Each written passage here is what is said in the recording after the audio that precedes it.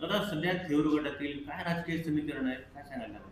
थ्यूर गटामध्ये कालपर्यंत परिस्थिती अशी होती की जोपर्यंत माझा निर्णय येत नाही तोपर्यंत सर्व जनता माझ्यासोबत होती, आणि आज माझा निर्णय सगळ्यांना संदेश जाणार आहे की राष्ट्रवादी हा माझा धर्म आहे, हा माझा पक्ष आहे, आणि या पक्षाला तडा जाऊ नये म्हणून थ्यूर गणामधनं मी प्रयत्न करणार आहे. राष्ट्रवादीला तेवढीच राष्ट्रवादीची सगळ्यात जास्त ताकद आहे या ठिकाणी.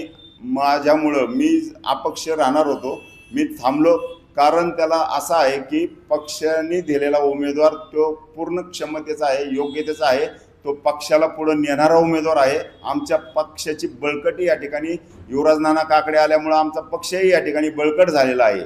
जी ताकद खऱ्या अर्थाने आम्हाला भेटलेली आहे ती अतिशय चांगल्या पद्धतीचे, चांगल्या क्षमतेचे विकास कामं करणारा माणूस आम्हाला भेटला, आणि त्याच्यासाठी आम्ही समाधानी आहे.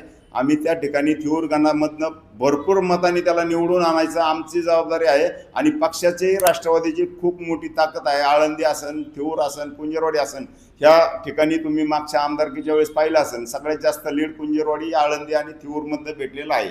त्यामुळे इथं कसल्याही मनामध्ये संकोच न बाळगता त्या उमेदवाराला आम्ही सर्वजण निवडून देणार आहे.